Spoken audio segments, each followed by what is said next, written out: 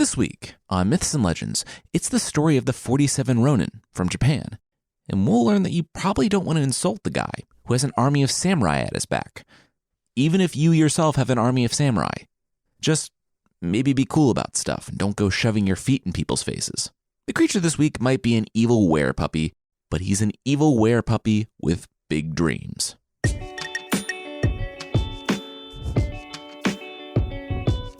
This is Myths and Legends, episode 162, Wanderers. This is a podcast where I tell stories from mythology and folklore. Some are incredibly popular stories you think you know, but with surprising origins. Others are stories that might be new to you, but are definitely worth a listen. So, for a podcast called Myths and Legends, this week is one of those weird history episodes we do. This is a super famous story set in Japan during the Edo period, a time ranging from 1603, when a daimyo, a noble, took control and became the shogun, a ruler who was supposed to be subject to the emperor but really wasn't, and he effectively moved the capital from Kyoto to Edo, which is now modern-day Tokyo. It was a time of international isolation and relative stability for Japan that lasted until the mid-1800s, when Western colonialism came knocking, in the form of massive warships led by U.S. Commodore Matthew Perry, and no, not that Matthew Perry. Today's episode takes place in 1701, though, firmly in the middle of the Edo period, when feudal Japan was ruled by the shogunate and 300-plus daimyos, or lords, when they, with their samurai, controlled the whole of Japan. We'll start with one of those samurai, a powerful one, named Osh Kuranosuke, riding as fast as he can for Edo.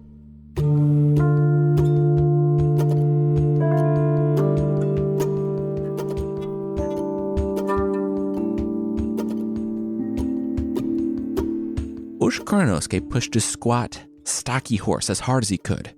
He had to get there. He had to get to Edo. He had been away on other business for his master when the man was called Edo to be taught the ceremonies. Though when Kuranosuke returned home, the place was no longer his home. Word had traveled quickly. His master was under arrest. His estate and lands had been confiscated. His family had been turned out. His master had been allowed to keep his honor and was scheduled to commit seppuku, ritual suicide. So Kuranosuke rode. He rode for Edo. He rode for his master. He rode even though he feared it was already too late.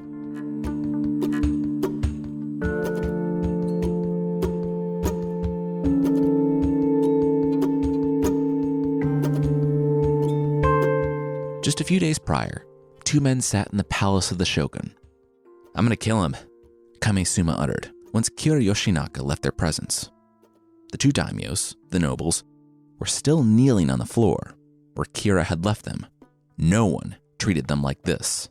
They were daimyos, he was beneath them. Kira had been called by the shogun, the de facto ruler of medieval Japan, to teach the provincial daimyos some manners.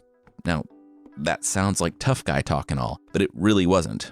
An imperial ambassador was going to be passing through their area, and there were proper ceremonies that had to be observed. Ceremonies that Asano Takumi no Kame and Kami-sama didn't know. So they were called to Edo, in the palace of the shogun, to learn the ceremonies from Kira Yoshinaka. Now, there are a lot of names, so I'm going to start calling Asano Takumi no Kami just Asano, and Kira Yoshinaka just Kira. Remember that Asano is one of the lords, and Kira is the teacher that they feel disrespected by. All right. Now, Kira Yoshinaka was smart, ambitious, and a little greedy. He had climbed about as high as he was able for someone not born a noble. He was a servant of the shogun, and had actually married the daughter of a daimyo. Still, he had to teach these men. These men had everything, and they couldn't share.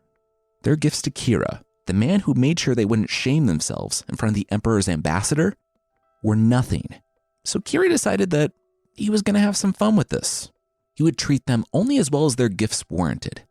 He would treat them like nothing. He would make the two powerful men debase themselves before him in the name of the ceremonies they didn't know, only to, at the end of a long day, and with a laugh, tell them that they'd get started learning the actual ceremony tomorrow. Both men raged. Asano stared at the ground, took a deep breath, and ordered his rage to dissipate. Kami-sama nursed his, and his hand rested on his sword.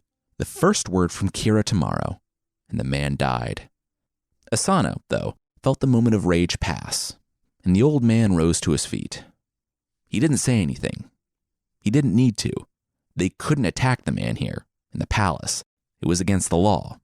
The law said that if anyone shed blood in this place, they would have to commit seppuku, ritual suicide, where someone jams a knife into their stomach and runs it back and forth, hoping that they had a friend kind enough to cut off their head before they screamed. Their lands would be forfeit. Their samurai and retainers would be without a leader.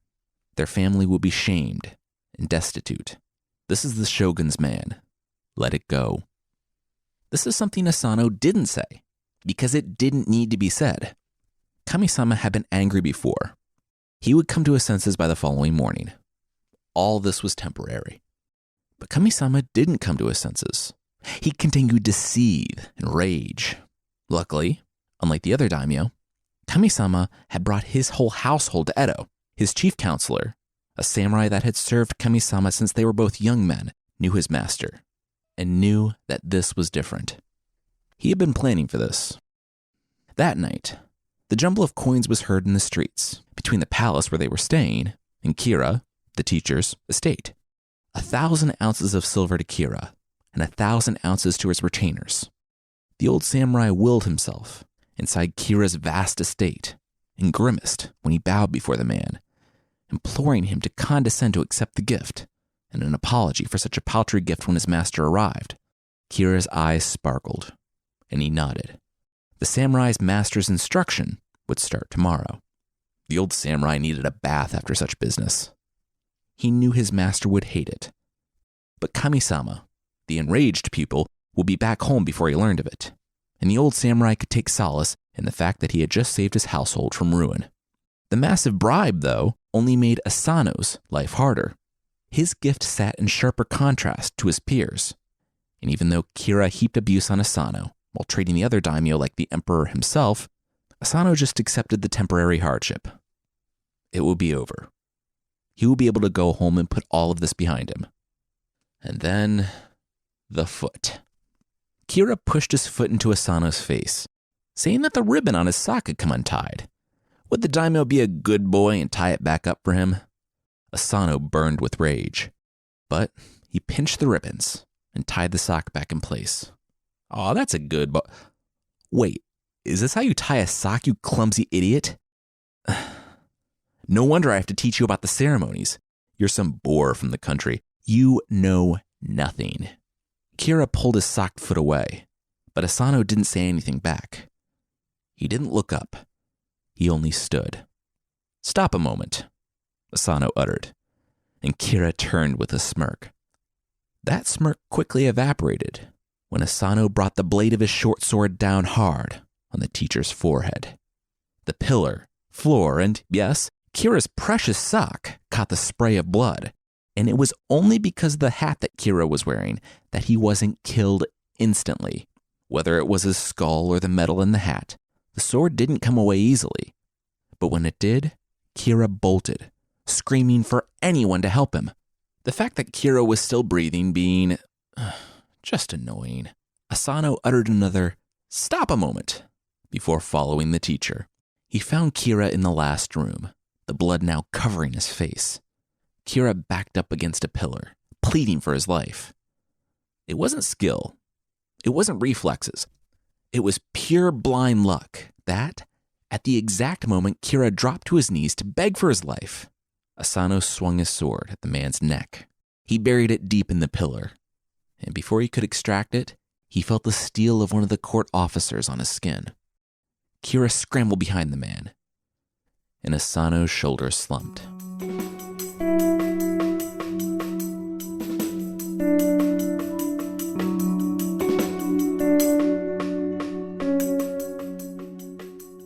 Wish Kuranosuke arrived at the capital in just enough time to watch his master's head drop and dangle from his body.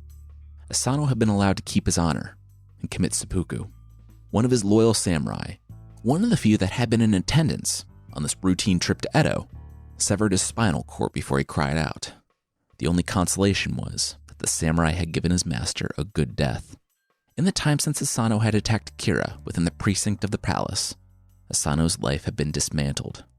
His family was removed from their home, and his title and lands given to another daimyo. His attendants, his samurai, were unceremoniously disbanded. Kuranosuke himself became a Ronin, a wandering samurai, a warrior without a master. There was shame in it, but not as much shame as knowing that he could have changed it. He would have given a suitable gift to Kira, as odious as it would have been. His master would still be alive, but his master wasn't alive. His master wasn't alive because Kira Yoshinaka had pushed him too far and dishonored him in front of his retainers, the court officials, and a fellow daimyo. Asano knew the consequences of his actions, but knew that he had to stand up for himself and his honor. Kuranosuke lowered his head. He had been a good daimyo and a worthy master. Kuranosuke stayed in the capital and rented a room. He was waiting for them. Even though the retainers of Asano had broken and scattered on the wind, Kuranosuke had ways to get messages to the ones that remained, to the ones that still wanted to make things right. 46, including himself, met in a secluded glen, deep in the forest. Ever since Kuranosuke watched his master's body fall, he had been planning.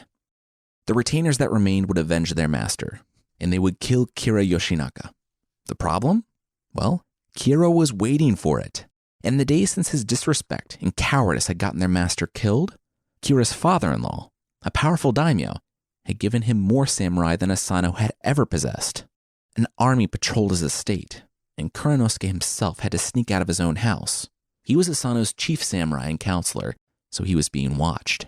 If they even suspected that Kuranosuke and any of Asano's remaining samurai were even thinking of avenging their master, Kira's retainers would close ranks, and they would never get a shot at him.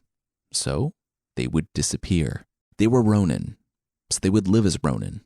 No samurai would leave this glen. Only craftsmen, merchants, carpenters. They would live with a singular purpose, though. They would learn all they could about Kira, his retainers, and that compound where he lived. And when the time came, they would strike. The first snow of the year started that night, as the samurai discussed their plans. When they were finished, they said goodbye, knowing that it would be a year before they saw each other again.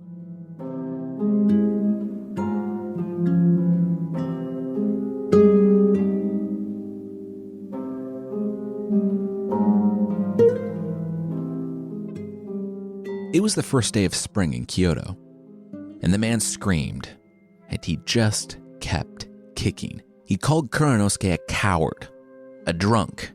He wasn't there for Asano when his master needed him, and now he didn't avenge him, giving himself up to women and wine. It was a good thing he had lost the name of samurai. He wasn't worthy of it anymore. When it became clear that Kuranosuke, who had passed out in the street on his way home the previous night, wasn't going to wake up, the man spit in his face, kicked him a couple more times in the ribs, and continued on. When the officials splashed water in Kuranosuke's face at 9 a.m., the old Ronin struggled to his feet, vomited, and staggered home. "You told me it was a trick," Kuranosuke's wife said when she saw him, his eyes bloodshot, with vomit-streaked robes. He sneered. She said it had gone too far. All this, it wasn't some ruse. It was him. Since his master died, he didn't want to serve another. He didn't want to work. He only wanted to lay around and drink himself to death. The whole revenge thing being an excuse for him to do so. It was then that Kuranosuke saw the shadow. It was slight, but it was there. They were there. The tale that he had noticed 2 days ago. It wasn't difficult to find a samurai in the slums. Even a disgraced Ronin. Kuranosuke never meant for it to be difficult.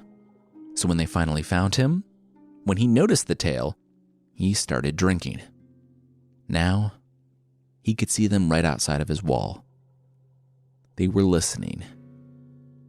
He looked at his wife, the only person he had trusted with the secret, and he bit his lip.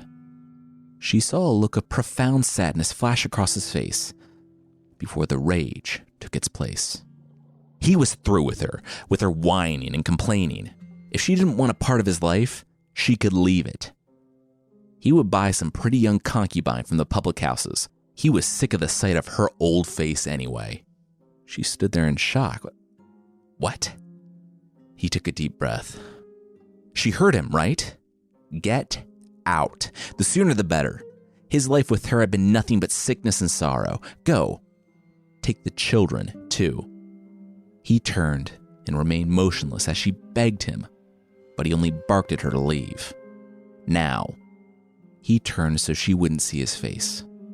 He had his duty to fulfill.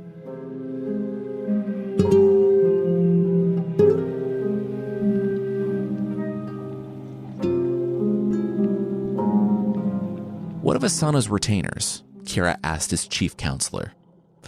The counselor was happy to give this news. All the retainers of Asano either took up jobs with other daimyo or disappeared into other trades. They came from a disgraced house. It's something they wanted to put behind them. In Kuranosuke? Kira asked. The retainers and attendants chuckled. Yeah, he wouldn't be a problem. They had very good intelligence on this one. They were on the other side of the wall when Kuranosuke divorced his own wife, forcing her and the children out after he woke up in the street, his drunkenness helping him sleep through the beating from a peasant. Only his 16-year-old son stayed with him, and the old Ronin had bought a concubine to comfort him on his slide into drunkenness, debauchery, and an early death. So, yeah, not a problem. Kira breathed for the first time in 10 months. It was finally over then. Asano's retainers and the samurai had let nearly a year pass without any attempts at vengeance over their master. Kira told his retainers to bring the spies home. No need to waste them on making sure an old man dies in the gutter. Kira didn't think it was possible, but Asano's samurai were somehow even more pathetic than their master had been. Of course, who heard this? But the workmen and the peddlers and the servants of the house. They had all been hired in the past year, on the recommendation of other workmen, servants, and peddlers that had been hired. They had been watching everything. They knew the full layout of the estate and its points of weakness. They knew Kira's enemies and allies in Edo, and they knew which of his retainers would fold and surrender to attacking samurai, and which were strong and honorable and would die for their master, a request that the Ronin who had followed Asano would happily oblige. The infiltration was so complete that, when Kira uttered the words about pulling the spy off of Kuranosuke, there had been one of Kuranosuke's spies right on the other side of the wall. The difference? Kira didn't know. The workman called it a day and walked through Kira's front gate. He was going to get a message to Kyoto. It was time.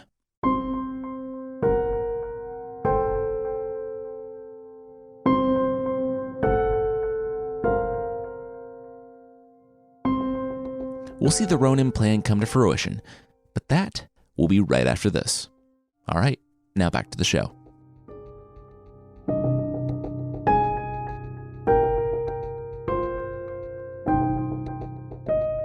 The 47 men stood in the forest. Each had a different road that led to this place, but each had thought only about this place, sacrificing everything else since the day their master was killed. Before the night was over, they would sacrifice even more. In the past month, when he was sure that Kuranosuke wasn't coming for him, Kira dismissed half of his personal guard, sending them back to his daimyo father-in-law. He was the weakest he had been in the last year, and it was only because he thought he was the strongest. Now was the time. The snow fell heavy on the capital city of Edo as the 46th Ronin watched from the forest grove. Most people would be inside, warm and sleeping on their mats that night, while those keeping watch would do whatever they could to stay out of the cold. The Ronin with eyes on the gate had been watching Kira's movements all month, while Kuranosuke made his long journey from Kyoto to Edo, doubling back multiple times to throw off any lingering spies. They knew that Kira was home that night. They were sure of it. It took a few hours for Kuranosuke to put together a plan based on the information from a year's worth of spying on the man, but when he did, they were ready to go. In addition to the 46 servants of Asano, there was another that accompanied them in the snowy grove that night, one who hadn't been there a year ago.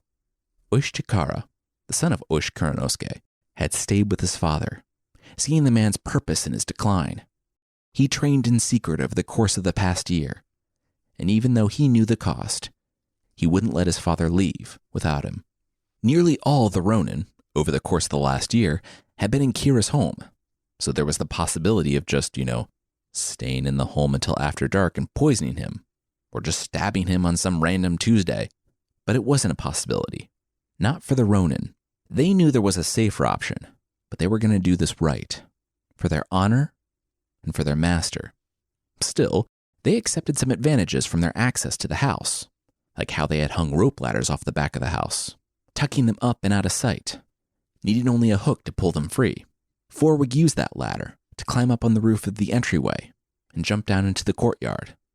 It was quick and it was simple, and slipping past a dozen rooms filled with twice as many retainers, they padded into the guardhouse and held a sword to the throat of the sleeping guard. The Ronin had an offer, the key to the gate for the man's life. But there was a problem. The key was in the main house, and 4 guys couldn't storm it and start this war on their own. One Ronin found some hammers, tossed one to the 2 Ronin who were already on their way to the back door, and then started wailing on the door. Their pounding synced up perfectly with the drums outside. Backing up, though, we should talk about what Kuranosuke and his 24 were doing while the 4 slipped into the guardhouse. Kuranosuke was knocking on doors. While his Ronin infiltrated the guardhouse, Kuranosuke went around to the neighbors on each side, with 24 armed Ronin flanking him. And he was honest. He told them that they, the Ronin who were formerly in the service of Asano Takumi no Kami, were going to break into the palace of Kiro Yoshinaka and avenge their daimyo. They were not robbers. They were not ruffians. No harm will be done to the neighboring houses. He was just stopping by to set their minds at ease. The neighbors, seeing 24 armed samurai, smiled, nodded, and closed the door. You see, this is why it's important to be a good neighbor. The day might come when the nearly 24 Ronin storming your house give your neighbors advance notice. And you might want someone to call the police. But the neighbors didn't. Because of the Ronin's extensive intelligence, they knew that Kira's neighbors hated him. He was loud, showy, and arrogant, and frankly, just a huge jerk. So they lined up on either side, with whatever the 18th century Japanese version of popcorn was, to watch the show. And that show started when the bolts on the doors splintered and broke, throwing the compound open to the other 42 men waiting outside. And the drums started. No help was coming from without for Kira and his men. And Kuranosuke and his Ronin wanted him to know they were coming. They wanted him to sit in the dark and watch his men cut down before him, to know that his reckoning was at hand, that he had to answer for Asano Takumi no Kami. Of the 42 that swarmed the compound, 10 broke off and started climbing the walls. When Kira's first 10 samurai woke up and rushed the men in the courtyard, there was a silent, quick flashing of swords in the light of the moon, and then blood covered the snow. Kira's retainers, fleeing from the barracks, found themselves surrounded by men who seemed to know their house better than they did. It was instantly clear that Kira's men had been caught flat-footed, and they were dying as fast as the Ronin could swing their swords. Kuranosuke's attention was on the house, on his singular objective, taking the head of Kira Yoshinaka to his master's grave. Nothing beyond that mattered. That was how he missed the messenger. The messenger wasn't a samurai, and he slipped past the samurai in the compound, while they slashed and stabbed and wiped their swords. As his feet crunched the snow, he smiled. He had made it out. He would go to Kira's father-in-law, the daimyo, and bring twice the number of samurai. He had done it.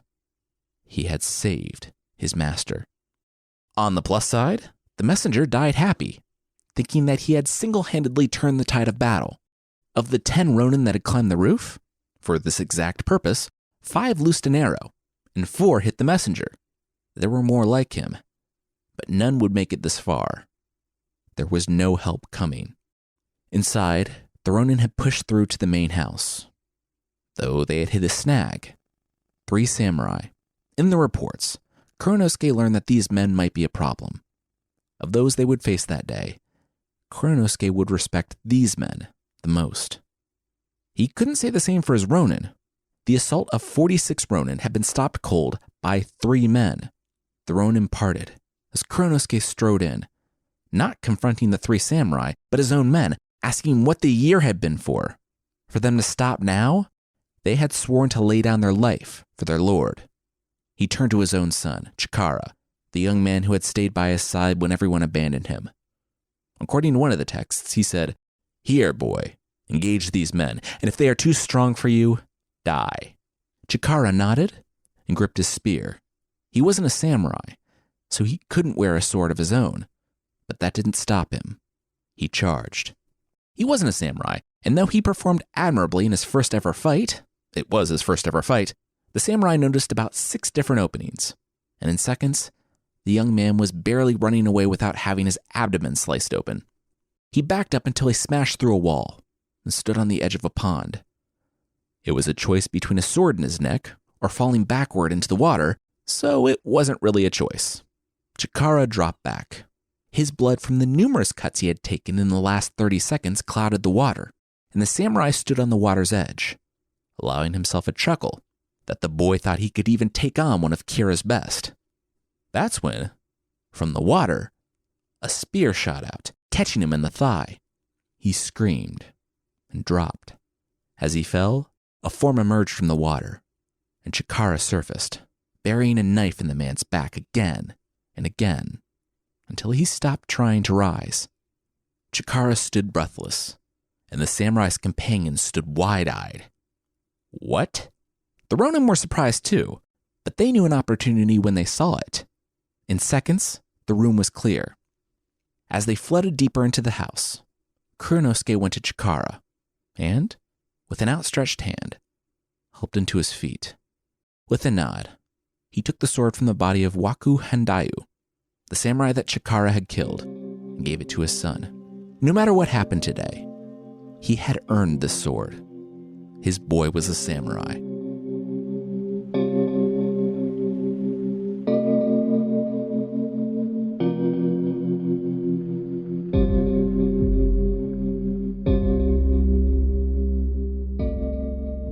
The little lordling, as he was called, the son of Kira and the grandson of the daimyo, a daimyo himself when he came of age, was the last one to attack the samurai before the sounds of fighting were replaced with the sounds of weeping.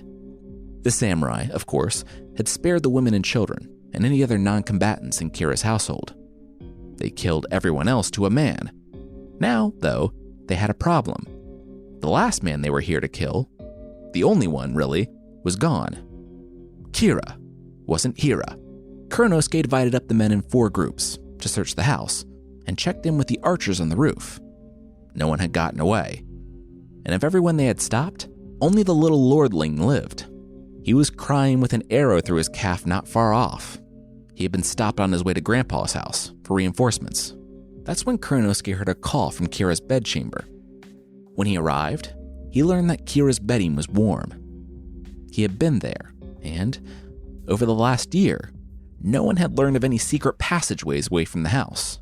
That's when someone moved a painting. Huh. Think he went this way? The Ronin were all looking through a hole torn in the plaster wall. Yep, he just might have. The Ronin climbed through the hole and found a simple courtyard with an outhouse.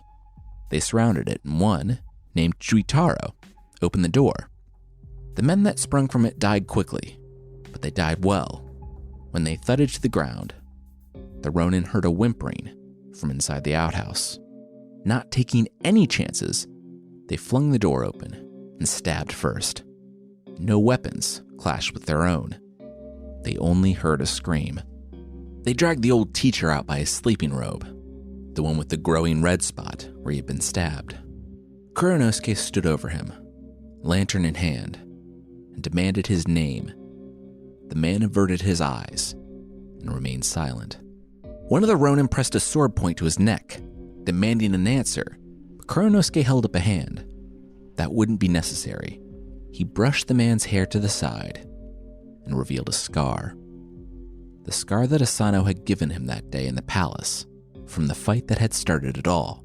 It was Kira Yoshinaka. The Ronin sheathed their swords, all but one. Kurenosuke stood over the man, like the personification of duty, of a movable, immutable fate. He said that they were the retainers, the samurai of Asano Takumi no Kami. Last year, Kira and their master quarreled in the palace, and their master was sentenced to commit seppuku, and his family ruined. They were faithful and loyal men, and they have come to avenge him. He hoped Kira would acknowledge the justice of their purpose. They were going to give him the chance to die with honor before they presented his head to their master. He gave Kira the knife, and unsheathed his own katana, saying that he would serve as Kira's second and cut off his head as soon as he committed the act.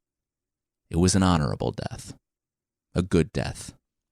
Kira looked down and recognized the sword. It was the same sword he had watched Asano take his own life with. Kira had been smiling from the crowd that day, and it was the same sword that Asano had used to give him the scar on his forehead. He picked up that sword, but his hand shook, and he dropped it. He collapsed in a pile of tears. In the end, Kira Yoshinaka did not die an honorable death. Kuranosuke entreated him again and again to commit seppuku, but when the time came, the other Ronin simply held him down and cut off his head. Their work done, they put out the lanterns, lights, and fires in Kira's home. They didn't want to burn down half the city by accident, and they left. It was sunrise, 7 a.m. in the morning, when they arrived at the temple, and the sun had risen when Kuranosuke fulfilled his last act as the retainer of Asano Takumi no Kami and placed Kira's head before his master's tomb. They had done it. It was finished. There are consequences to every action, and Kuranosuke knew this. He spoke with the priest, handing him a bag containing the last bit of money from everyone. Then, every last Ronin burned incense and read prayers for their master. When they were finished, they went to the front of the temple and sat. Men came with hands on their swords, but the Ronin didn't move to draw their own. They didn't resist. In honoring their master, they had broken the law. On this day, both debts would be paid. They submitted to the shogun's men and made their way to the palace. Days later, no one flinched as the final order was read. It was decreed that the Ronin disrespected the government and the dignity of the city when they banded together to break into the house of one of its citizens and murder him. For this act, they would all be forced to commit seppuku.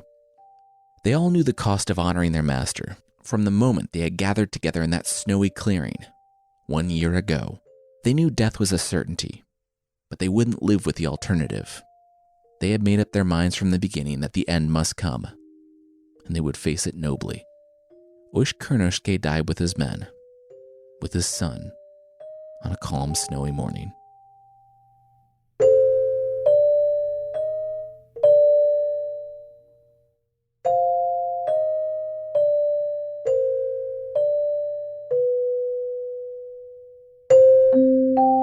When it was done, the remains of the Ronin were entombed in the only place where it really made sense, with their master. To this day, near the grave of Asano Takumi no Kami, there stands arrayed the graves of 48 men. And yeah, 48 men. Many came to pray at the graves of the 47 Ronin, their story already beginning to pass into legend. But there was one who came to pray and weep. When Oishi Kuranosuke lay passed out drunk in the gutter to throw Kira's spies off the trail, there was a man who spat on him, who cursed his name because he hadn't been there for Asano. Now, he lay prostrate at Kuranosuke's grave, begging him for his forgiveness. In the trial, it had all come out. The ruse they had played for a year while they plotted and planned. Getting close to Kira, Kuranosuke had sacrificed the most, going so far as to divorce his wife and cast out his 2 children so Kira's men wouldn't suspect anything. The man apologized for disrespecting Kuranosuke, and then he collapsed. When the priests found him, they also found the dagger buried in his stomach. He hadn't been one of the Ronin, but he had died like one. Also, they had no idea who this guy was, so they cremated him and put his grave next to the ones he had revered so much.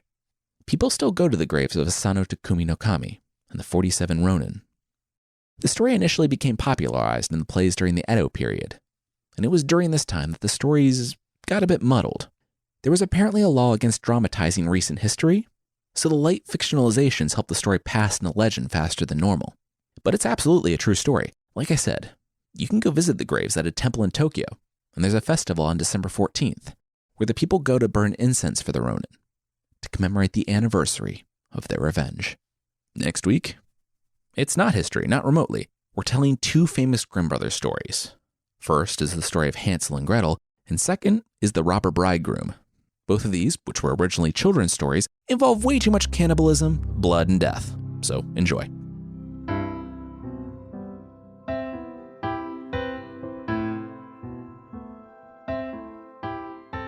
The creature this week is Pricolici from Romania. You can say a lot of things about the Pricolici, but I think it deserves the most credit for trying to break down some barriers.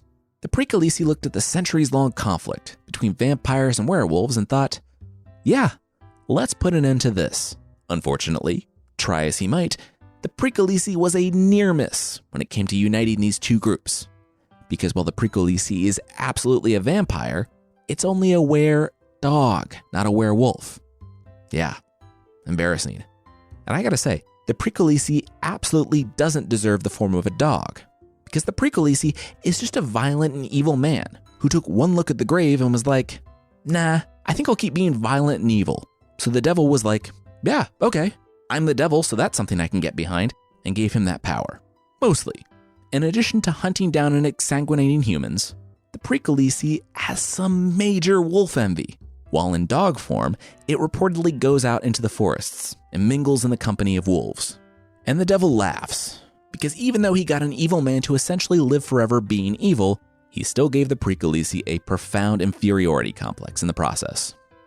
This actually ends up working against the devil, though, because the Pricolici, despite having one job, will drift away from being a humanoid vampire in the city and start spending more and more time with his wolf pack until he's finally allowed to join them and roam the countryside. But don't be thinking that he's turned over a new leaf and he's some good boy now, because people in rural Romania have reported attacks from the giant dog. In fact, since so much modern vampire lore comes from these Eastern European regions, I found sources that describe the vampire's ability to turn into a wolf or big black dog as stemming directly from the Pricolici. Like any folklore wolf, or dog that can't quite close that gap, the Pricolici reportedly attacks traveling humans and livestock. Your defense? Well, how about every movie where someone is breaking in somewhere and tosses the guard dog a steak? Bring the vampiric were-dog some food, and you're good. Just don't call him a good boy and try to scratch his belly or something. I cannot imagine that ending well for you.